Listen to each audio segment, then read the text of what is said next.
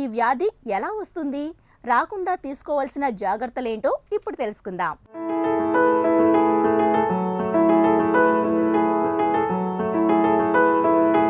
మూర్ఛ వ్యాధి మెదడులోని నరాలకు సంబంధించిన వ్యాధి ఇది. ప్రపంచవ్యాప్తంగా ఈ వ్యాధితో దాదాపు 50 లక్షల మంది బాధపడుతున్నారు. మూర్ఛ ఎప్పుడొస్తుందో కూడా రోగులకు తెలీదు. సంవత్సరంలో ఒకసారి రావచ్చు, లేదా రోజులో తరచుగా కూడా వచ్చే అవకాశం ఉంటుంది. ఈ వ్యాధి ఉన్నవారు తరచుగా మూర్ఛపోతూ ఉంటారు. ఒక్కోసారి పూర్తిగా లేదా పాక్షికంగా కూడా మూర్ఛలొచ్చే అవకాశముంది. ఇలా మూర్ఛపోయినప్పుడు వారు శరీరంపై పూర్తిగా నియంత్రణ కోల్పోతారు. కొంతమందికి శరీరంలోని పేగులు, మూత్రాశయంపై నియంత్రణ ఉండదు. మూర్ఛవ్యాధి జన్యుపరంగా కూడా రావచ్చు. అంతేకాదు, వయస్సు, జీవనశైలిలో మార్పుల వల్ల కూడా రావచ్చు అంటున్నారు వైద్య నిపుణులు. తీవ్రంగా మూర్ఛ వచ్చినప్పుడు కండరాల్లో కుదుపులొస్తాయి. మూర్ఛవ్యాధి ఉన్నవారు భౌతికంగా పలు సమస్యలు ఎదుర్కొంటారు. మూర్ఛతో పడిపోయినప్పుడు ఒక్కోసారి కాళ్ళు, చేతులు విరిగిపోయే ప్రమాదం కూడా ఉంది. సాధారణ వ్యక్తుల కంటే వీరిలో ఆందోళన, నీరసం ఎక్కువగా ఉంటుంది. ఎపిలెప్సీ అంటే తెలుగులో మనము సంధి లేదా అపస్మారకం అంటారు. అంటే మనిషి సృహ తప్పి పడిపోయి కాళ్ళు చేతులు కొట్టుకొని కొద్దిసేపు మాట్లాడకుండా, ఈ ప్రపంచంలోని అవేర్నెస్ లేకుండా పడిపోయి తర్వాత నెమ్మదిగా రికవర్ అయ్యి ఏమి జరిగిందో, తను ఎందుకు పడ్డారు, లేదంటే తనకేం జరిగిందో తెలియని పరిస్థితి. ఇది సాధారణంగా ఉండేది. దీనిని మనం సీజర్ అటాక్ అంటాము. లేదా ఇటువంటి సీజర్ అటాక్స్ పదే పదే వస్తుంటే దానిని అప్పుడు ఎపిలెప్సీ సిండ్రోమ్ అంటాము.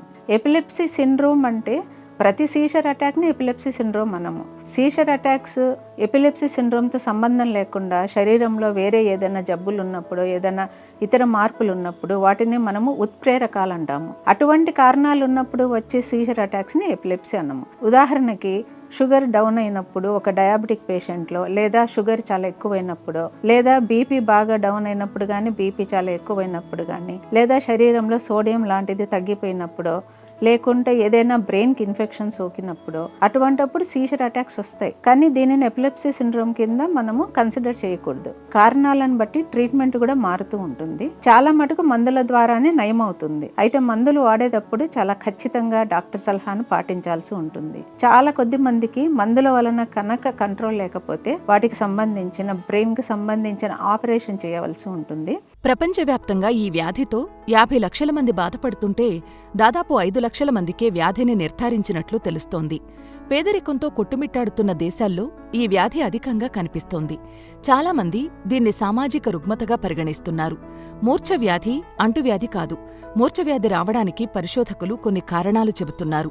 జన్యులోపాలు, పలు రకాల ఇన్ఫెక్షన్లు, శరీర మెటబాలిజం దెబ్బతినడం, రోగనిరోధక వ్యవస్థ సన్నగిల్లడం లాంటివి కారణాలు కావచ్చంటున్నారు. ఇవే కాక ఆల్కహాల్ వ్యసనం వల్ల కూడా ఈ ఎపిలెప్సీ రావచ్చు అంటున్నారు వైద్య నిపుణులు. ఎపిలెప్సీ అని కనుక్కోవడమే చాలా ముఖ్యము. ఎందుకంటే స్కూల్లో ఉన్నప్పుడు ఇటువంటి అటాక్స్, కాళ్ళు చేతులు కొట్టుకునే అటాక్స్ అయితే రికార్డ్ చేస్తారు. అయితే ఇందులో యాబ్సెన్స్ సీజర్ అనే టైప్ ఒకటి ఉంటుంది. పిల్లవాడు లేదా పాప జస్ట్ టీచర్ వైపు గుడ్లప్ప చెప్పి చూస్తుంటారు అంతే, కొన్ని సెకండ్స్. తర్వాత మళ్ళీ మామూలుగా అయిపోతారు. టీచర్ ఏమనుకుంటారంటే అటెన్షన్ డెఫిసిట్, అంటే నా మీద ధ్యాస పెట్టట్లేదు, పాఠం మీద ధ్యాస పెట్టట్లేదు, ఎక్కడో ఆలోచిస్తున్నారు అని అనుకొని వాళ్ళని మందలించడం జరుగుతుంది. ఎప్పుడో కానీ ఇది తల్లిదండ్రుల నోటీస్కి రాదు. తల్లిదండ్రుల నోటీస్కి వచ్చినా కూడా వాళ్ళు కూడా అలాగే అనుకోవచ్చు. సో ఇటువంటి సందర్భాలుండి ఆ బిడ్డకి తనకి ఏమైందో తెలియని పరిస్థితిలో ఉన్నప్పుడు ఖచ్చితంగా మీరు న్యూరాలజిస్ట్ని కలవాల్సి ఉంటుంది. అలాంటి మిస్ అవుతూ ఉంటాయి కాబట్టి వీళ్ళకి ఈఈజీ అనే టెస్ట్ ఒకటి చేస్తారు. ఒకవేళ నరాలకు సంబంధించిన ఏవన్నా లోపాలు స్పష్టంగా కనబడితే ఎంఆర్ఐ స్కానింగ్ లాంటివి కూడా చేయవలసి ఉంటుంది. అలాగే అవసరమైన చోట జెనెటిక్ టెస్టింగ్ కూడా చేస్తారు. సో పెద్దవాళ్ళలో ఫిట్స్ వచ్చినప్పుడు ఖచ్చితంగా వాళ్ళకి ఫస్ట్ ఎంఆర్ఐ స్కానింగ్ అనేది చేయవలసి ఉంటుంది. సో సందర్భాన్ని బట్టి పేషెంట్ ప్రొఫైల్ అంటారు. అంటే ఆడనా, మగనా, వయసు ఎంత, వేరే జబ్బులు ఏమున్నాయి, ఇటువంటివన్నీ కూడా చూసుకొని వాటికి తగ్గట్టుగా ఇన్వెస్టిగేషన్స్ చేసి ఆ తర్వాత ట్రీట్మెంట్ కంపల్సరీగా వాడుకోవాల్సి ఉంటుంది. ఎపిలెప్సీ ఉన్న వాళ్ళకి లేదా ఎపిలెప్సీ టెండెన్సీ ఉన్న వాళ్ళకి లైఫ్ స్టైల్ మాడిఫికేషన్ కూడా చాలా ముఖ్యం. ఎటువంటి టైంలో కూడా ఆహారము, నిద్ర అనేది చాలా ముఖ్యము. మూడవది స్ట్రెస్. మూర్ఛ వ్యాధిని మందులతో నియంత్రణలో ఉంచుకోవచ్చు. సర్జికల్ ట్రీట్మెంట్ ద్వారా కూడా ఈ సమస్యను తగ్గించవచ్చు. మూర్ఛలను దాదాపు 70% వరకు తగ్గించే అవకాశముంది. అయితే పేదరిక దేశాల్లో చాలామంది చికిత్స తీసుకునేటప్పుడు మధ్యలోనే ఆపేస్తున్నారు. దీనివల్ల క్రమంగా మూర్ఛవ్యాధి ప్రాణాంతకంగా మారుతోంది. కాబట్టి ఈ వ్యాధి పట్ల ప్రతి ఒక్కరూ అవగాహన పెంచుకుని తమ తోటివారికి, బంధువులకు కూడా అవగాహన కల్పించి జాగ్రత్తలు తీసుకునేలా చూడాలి. అందుకుగాను తలకు దెబ్బ తాకకుండా చూసుకోవాలి. పుట్టినప్పుడు బిడ్డకు ప్రమాదం జరగకుండా జాగ్రత్త పడాలి. చిన్నపిల్లలకు జ్వరం వచ్చినప్పుడు శరీరం బాగా వేడెక్కకుండా చూడాలి. రక్తపోటును నియంత్రణలో ఉంచుకోవడం, మధుమేహం రాకుండా చూసుకోవడం వల్ల మూర్ఛవ్యాధిని నివారించవచ్చు.